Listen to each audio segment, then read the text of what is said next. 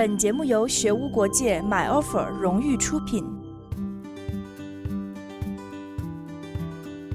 Hi there， 听说在美国逃税的后果很严重，这是真的吗？ I know from personal experience is extremely, as you say, strict. The interest rate that the IRS charges is higher than any other possible interest rate. They charge you like 19% interest, which is illegal for anyone else to do except for the government. They will send you letters in the mail that are very threatening with huge print. Like the letters are like this big and it says like, demand for payment. Pay immediately. You better pay it. We're going to come and take it from you and throw you in jail. For a citizen, I think you lose credit. If you're in that stage of life where you're trying to build a family, and then, yeah, that would destroy you because you can't get a car, you can't get a house. The average American lives on credit. It is illegal to not pay your taxes, but most rich people don't pay their taxes and somehow get away with it. I know Trump 1 year didn't pay his taxes. Jeff Bezos, creator of Amazon, the IRS has talked to him about not paying his taxes. Whereas if a black woman didn't pay her taxes, the IRS is knocking at their door looking for the money. Tax avoidance, if you could do it legally, and it's within your right to do it, then you don't have to pay any more taxes. But if you're legally obligated to pay taxes and you don't, then you will go to jail. Some people, particularly celebrities, think they're above the law. Tax evasion to a celebrity is just as severe as a tax evasion to any other citizen. You get caught, you go to jail. Don't do it is the point. Hi there, I have a question. Do you think English should be removed from mandatory courses list? 我是不赞成这个观点的。首先，英语是全世界受众语言比较大的一个语体。我觉得随着经济全球化，还有这个国内的一带一路开发越来越深入，与国外的交流和沟通是越来越多的。学一门语言也可以，但是必修课可能我个人也会反对。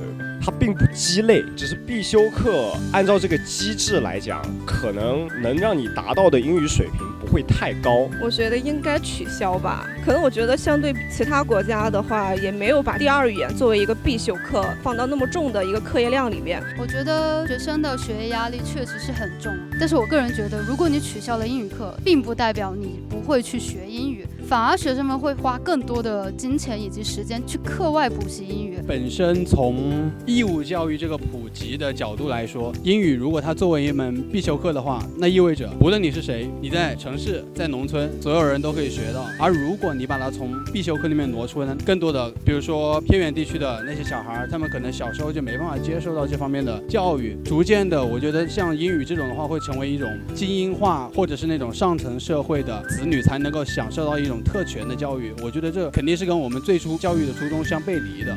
Hi there， 你们是如何看待美国的高校招生丑闻的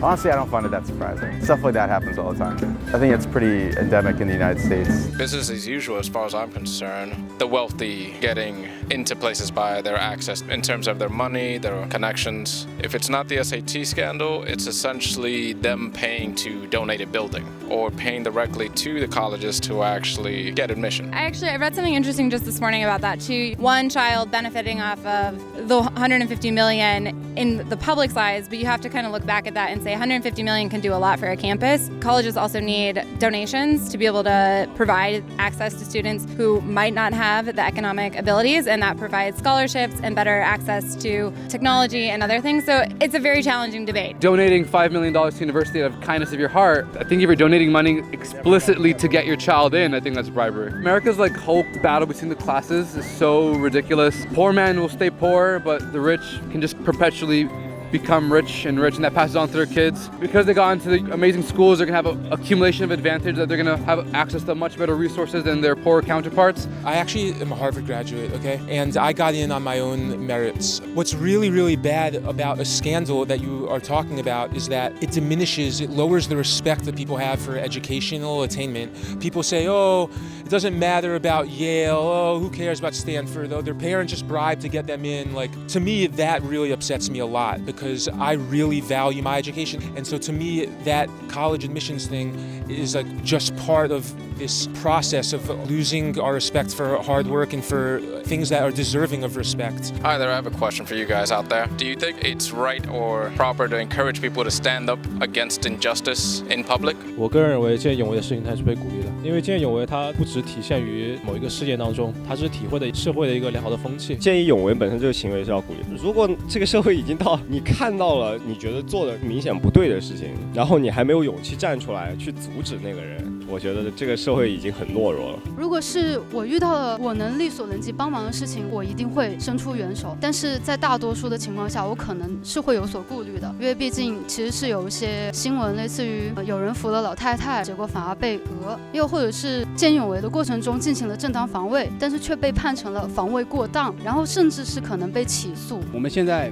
法律的这个建制上还是不够完备，导致到很多好人做好事却没有好报，所以其实更多的人在做好事的同时，他是心里有个顾忌的。其实本身在法律上就会有一个自由裁定权嘛，很多情况下的话，法律它只能框死所有的条框，但是它不可能够约束到所有的各种情况，这也是一个很无奈的地方吧。我觉得在个人利益不遭受损害的情况下去帮助别人，这个是应该提倡的。法律是还是有可以完善的地方，并且它也在完善在进步。那么以后关于见义勇为方面的可能也会有所改善吧。当然另外就是我觉得也需要社会整体的认可和推动，我觉得才有意义。